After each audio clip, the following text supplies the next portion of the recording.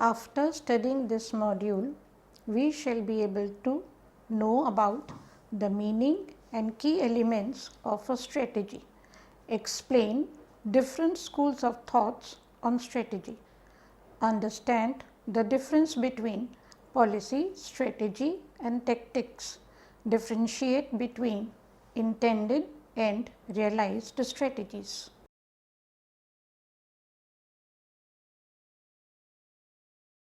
We shall commence this module by studying about the concept of strategy.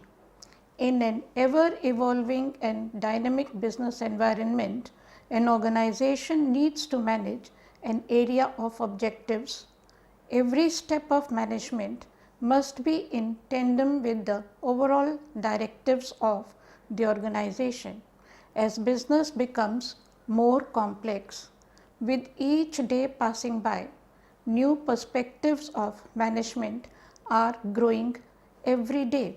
Along with the generic activities of management, new functional aspects viz. Marketing, finance, production, etc. also needs to be taken care of by the management. Management needs to contemplate on not only every move that it takes, but also the possible response that is expected from the competitors.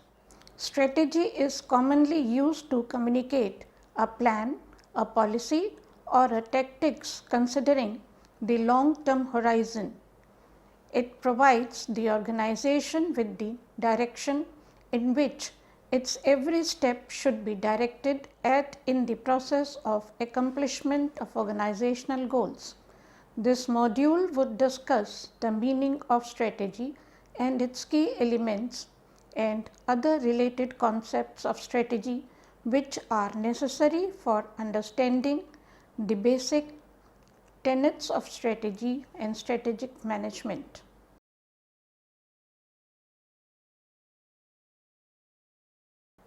Let us now discuss strategy.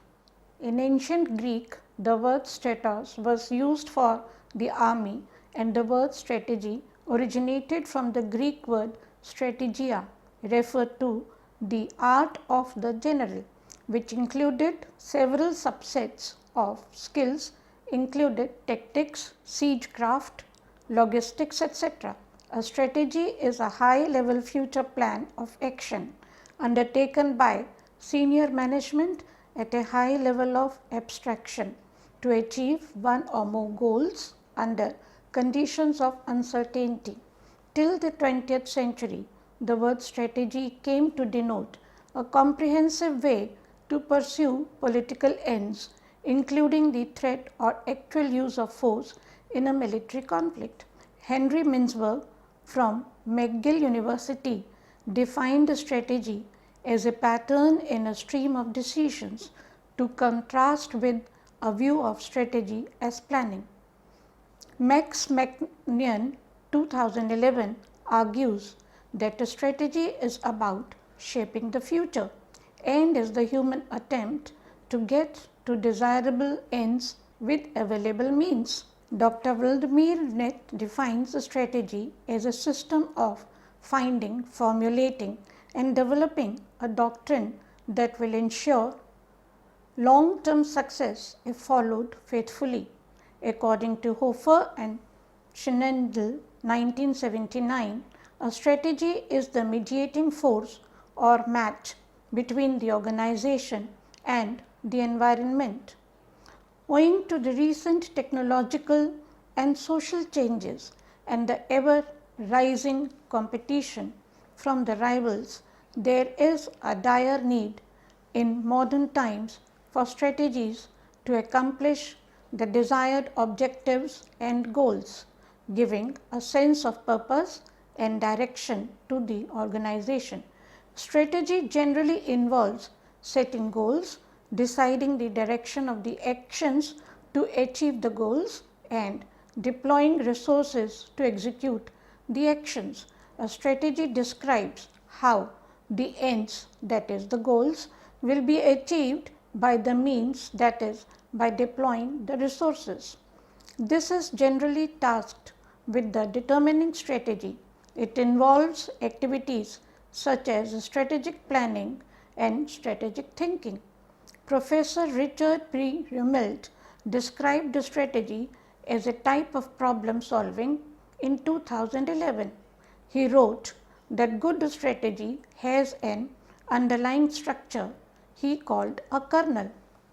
The kernel has three parts: a diagnosis that defines or explains the nature of the challenge, a guiding policy for dealing with the challenge, and the third, coherent actions designed to carry out the guiding policy. Rumelt wrote in 2011 that three important aspects of strategy include premeditation and the anticipation of others' behavior and the purposeful design of coordinated actions. He described the strategy as solving a design problem with trade-offs among various elements that must be arranged, adjusted and coordinated rather than a plan or choice.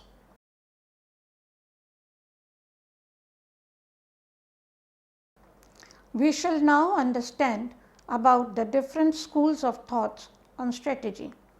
The formulation of strategy has been one of the most talked about topic amongst various authors such as Richard Whittington and Henry Mintzberg. Mintzberg suggests that there are 10 schools of thought about strategy formulation. The 10 schools consist of 3 perspective and 7 descriptive schools. These are the design school.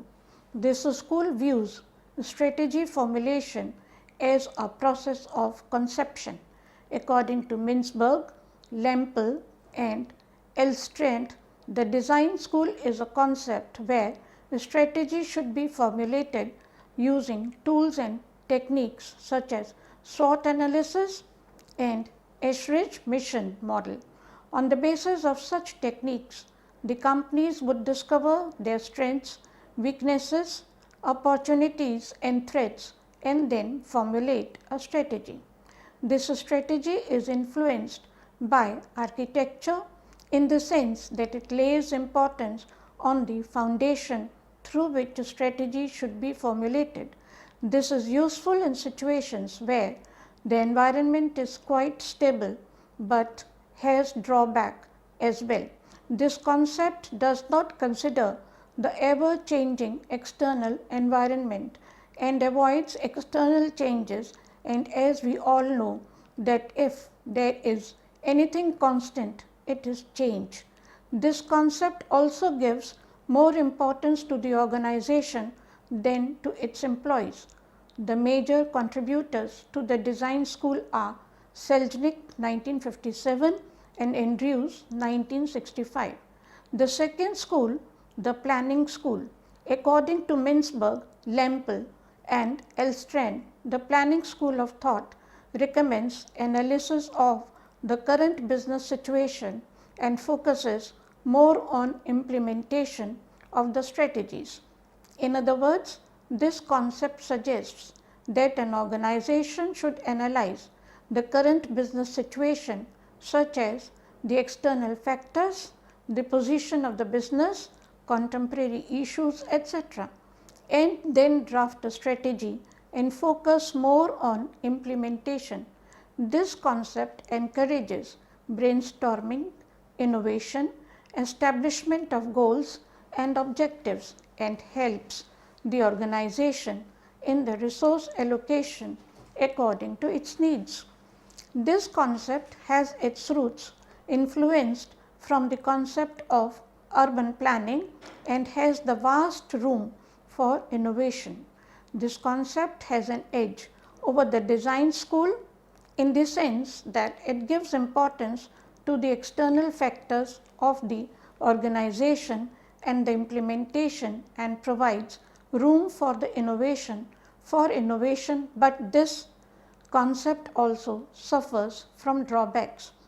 While providing room for innovation and groupthink, this concept carries a tendency to create conflict between managers and the execution of the strategy is the hardest part because the managers have to monitor each and every action that is carried out while implementing the strategy. The major contributor to the planning school is ENSOF in 1965. The third is the positioning school. According to Mintzberg, Lampel and Elstrand, this concept recommends that the organization should focus on its current position in the industry and development of strategies that would upgrade its position. This concept perceives the process of strategy formulation as an analytical process based on the analysis of the competition and the industry in which it operates. This concept is influenced by military strategy. Owing to the large investments required, this concept is useful for large firms, but not useful for small firms, and hence it is not a universally acceptable strategy formulation process. This concept also avoids external factors such as political, cultural, technological, and social factors and concentrates more on profit. The major contributors to the positioning school are Schendel and Hafton 1970s and Porter 1980s. The entrepreneurial school, this concept entails that the organizations follow the strategy formulated by the visionary leader and implement the strategy throughout the existence of the organization, incorporating changes according to the contemporary environment. The lead role in the strategy formulation is centralized and played by the leader. This concept does not take into consideration the concept of employees' involvement in the process of strategy formulation. The employees might not respond to the strategy favorably due to the negligence during the strategy formulation process. The major contributors to this school of thought are Schumpeter 1950s, Cole 1959 and several other economists. The cognitive school. This concept perceives the process of strategy formulation. It revolves around psychological aspect of strategies, that is, how the strategists study and analyze the behavior and the past patterns. Such organizations focus on the needs and wants of the customers, analyze the behavioral patterns of individuals and their response to specific situations. The organizations use these factors to design a strategy after conducting a vast customer-centric research. It may be very time-consuming and expensive to carry out a research about the psychology of the customers. Also, the assumption which this concept makes may be wrong and biased, as the strategy formulation might be done on the basis of the psychology of the strategists rather than the customer base, and hence there are chances that the strategy may fail and decisions made may turn out to be not so rational. The major contributors to this school are Simon 1947 and 1957 and March and Simon in 1958. Sixth school is the learning school. The concept school implies that organizational environment is evolving and the organization formulates strategies by learning process that is emergent and evolving. The strategy formulation in this particular concept is very slow as managers learn and slowly formulate a strategy. This concept is influenced by education. This concept sounds very useful and the process of strategy formulation is like the cognitive school, but has the same problem as being time consuming, and it might happen that organizations are left with formulating no strategy at all. The major contributors to this school are Lindolen 1959-1960, Sayed and March 1963, Senege 1990, and Prahlad and Hemel in 1919. The Power School. This school suggests that the organizations formulate their strategies based on their power, which may be a competitive advantage.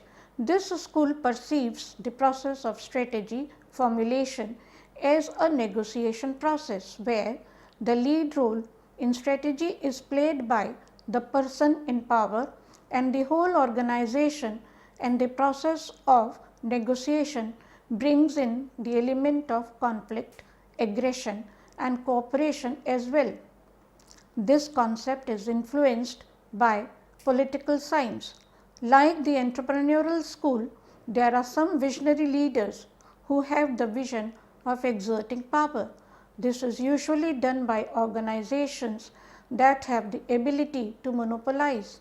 The major contributors to this school are Ellison 1971, Pfeffer and Selnick 1978, and Ashley 1984.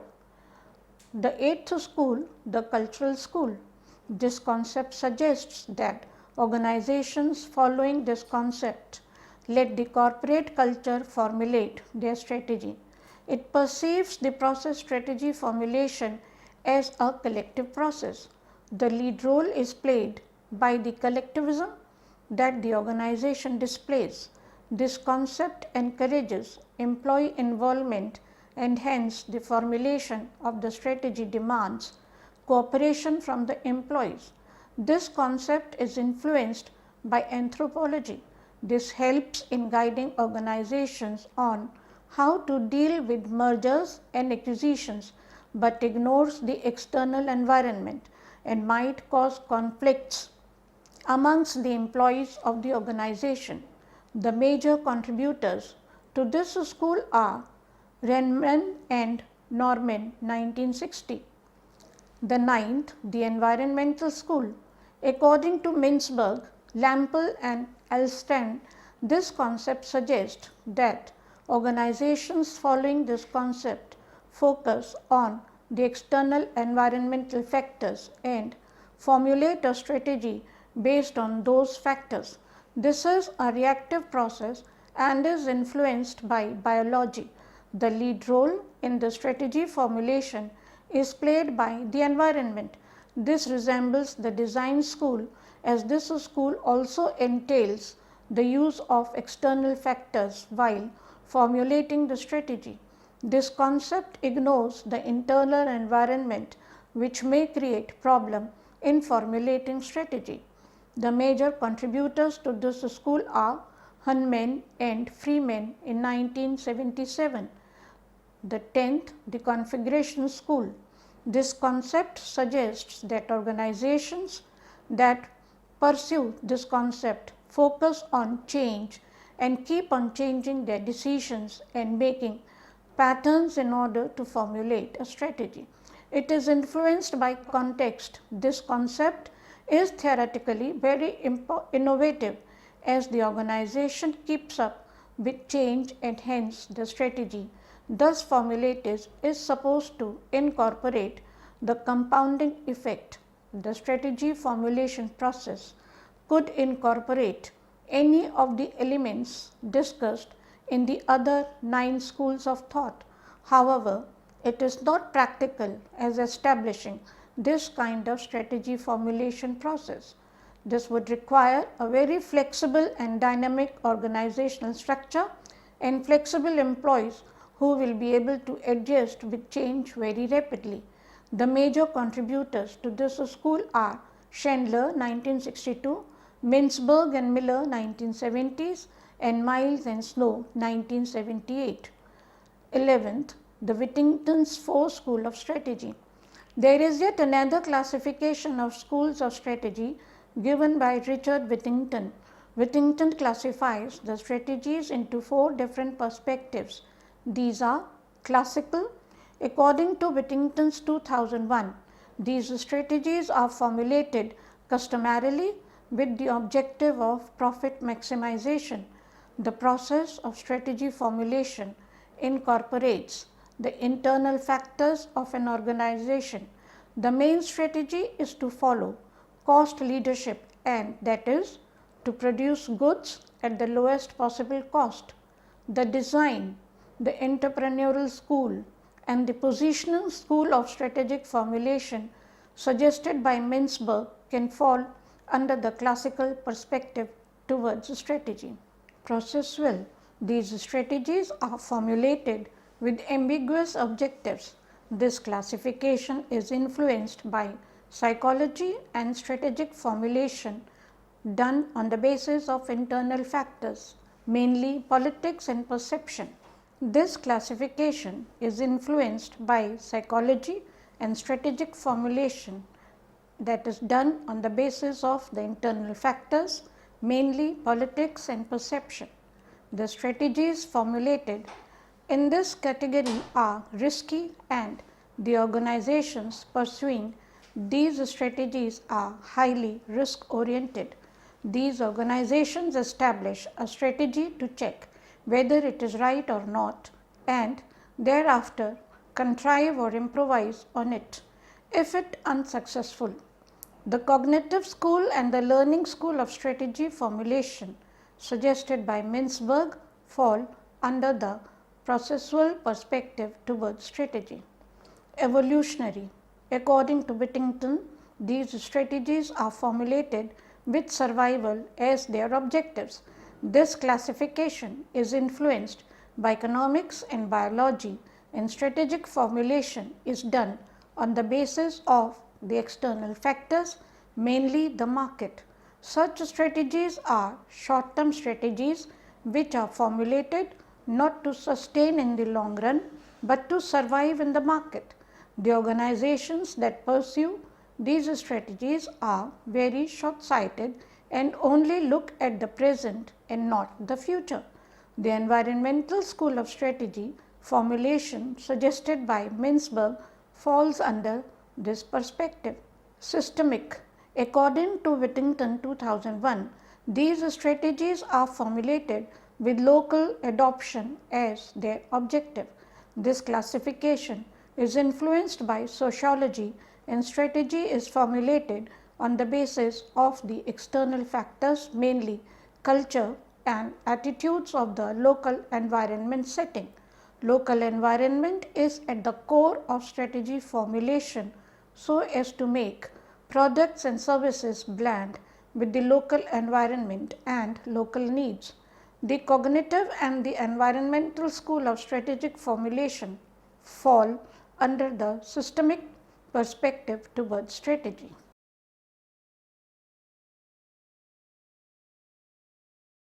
Moving on to strategy, policy and tactics. The success of the business is strongly dependent on how the goals to be attained by an organization are perceived by its management, and what are the ways that are devised to accomplish such goals. There are three different but interrelated concepts of strategy, policy and tactics that are very confusing for outsiders to a business.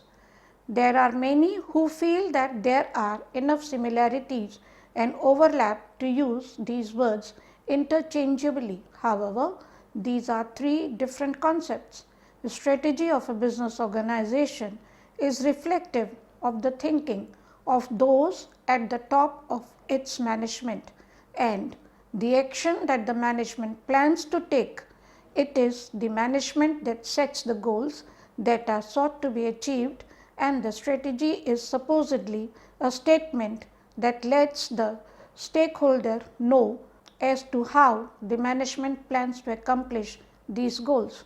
A strategy is concerned with the planned action and the resources required to accomplish specific long-term organizational objectives. A policy lies at the core of all decisions made by the management of a company. A policy is meant to serve as a guideline in the process of decision making and is applicable in day-to-day operations and provides clarity regarding the direction of company should take. Tactics relate to decision making for short to mid-term time frame and coordinates the activities by deploying the resources needed to reach a particular strategic goal. It's resource management or middle management. Strategy and tactics relate to means and ends. They link the vision of the future and day-to-day decisions, and policy is a broad framework that gives shape to thinking and guides long-term decision making. We will now discriminate and distinguish between the strategy, tactics and policy on the basis of purpose. The strategy to identify clear, broader goals, advance the overall organization and organizational resources accordingly. Tactics to utilize specific resources to achieve sub-goals that support the defined or specific mission. Policy to act as a guiding principle that helps organization to take rational and logical decisions. On the basis of formulation, strategy, individuals who influence resources in the organization, that is the top level management and middle level management. The tactics is the specific domain experts that maneuver limited resources into actions to achieve a set of goals, that is middle level management. The policies, the individuals at the top level of the hierarchy who considers all the factors of an organization to provide a uniform direction to the organization, that is the top level management. On the basis of accountability, the strategy is accountable for the overall health of the organization and the organizational resources, including the broader marketing conditions. In the tactics, accountable for the specific resources assigned for the purpose. The policies are accountable for providing direction to the organization. In terms of the flexibility, the strategies are the long-term changes infrequently. The tactics are the short-term flexible to immediate specific market conditions, and the policies are fixed changes in exceptional situations only. The orientation of the strategy is action, the tactics is the decision, and the policy is the direction. On the basis of factors, the strategy deals with the external environment, the tactics deals with the specific internal and external factors, and the policy deal with internal environment. These three should work in tandem. Without the coordination amongst these three, the organization cannot efficiently achieve goals. If there is a strategy without tactics, there would be the big thinkers and no action. If there is tactics without strategy, there would be chaos and disorder. If there is no policy, there would be directionless and unguided efforts.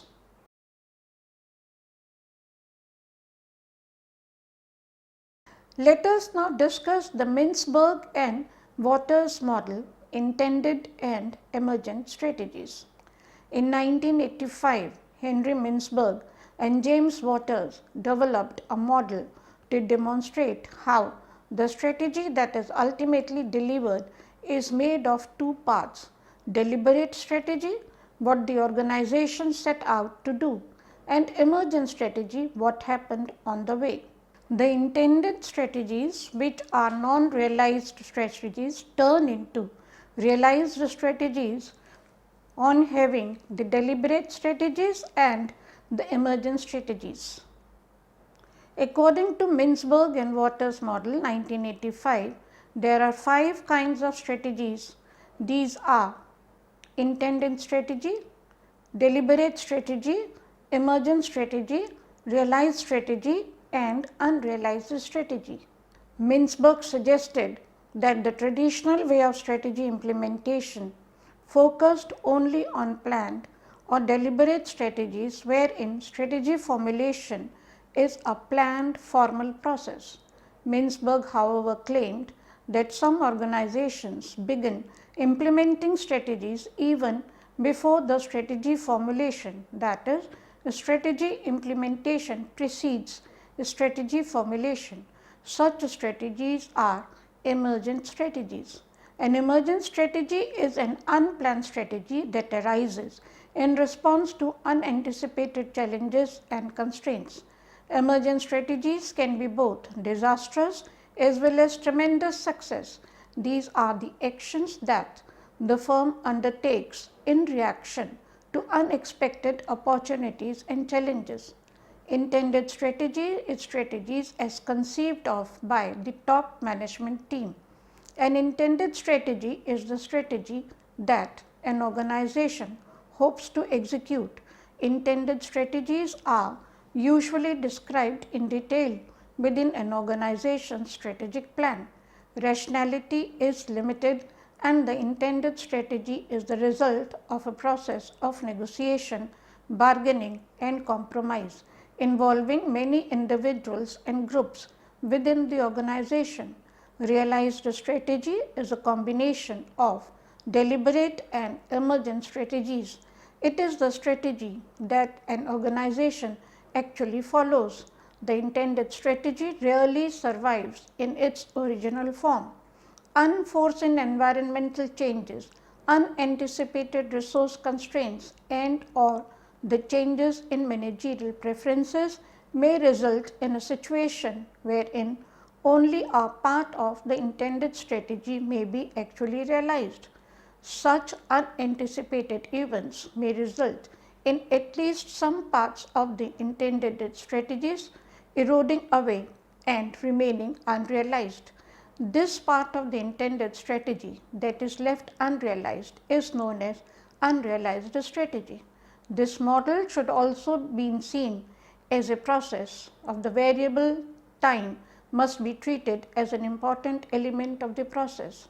The realized strategies definitely have an impact on the future intended strategies. Thus current strategies will affect future strategies. A recent research study, Rose and Cray in 2013, highlighted that for managers engaged in developing and executing strategies, strategy should be thought of as a verb rather than a noun. Since strategy is a living, ever evolving conceptual entity, strategic plans should be dynamic documents that allow for considerable flexibility. The same approach should be followed while developing structures for monitoring and modifying strategic plans. The authors also argued that the most important thing is to realize that the distinction between intended and realized strategy as two static states is essentially false. The initial and the final states are linked by processes that can be well identified and managed. In cases where the realized strategy is same as that was planned years earlier, although a rare occasion, it is because the original strategy anticipated and included the required flexibility.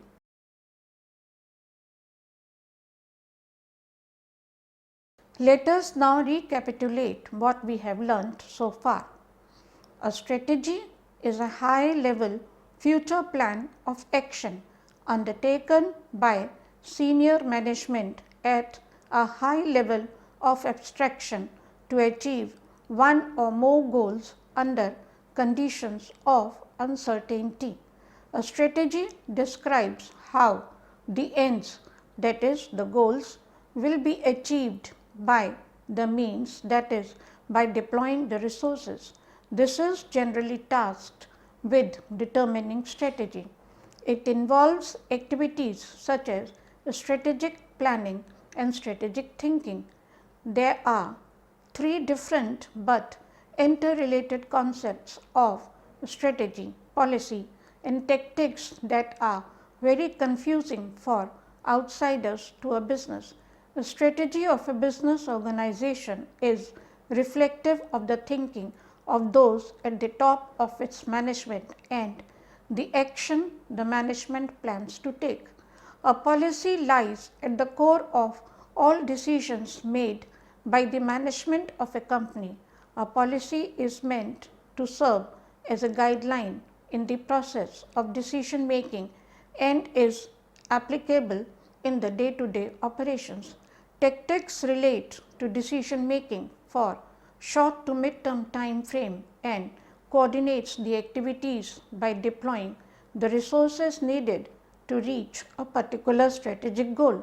In 1985, Henry Mintzberg and James Waters developed a model to demonstrate how the strategy that is ultimately delivered is made of two parts: deliberate strategy, what the organization set out to do, and emergent strategy, what happened on the way.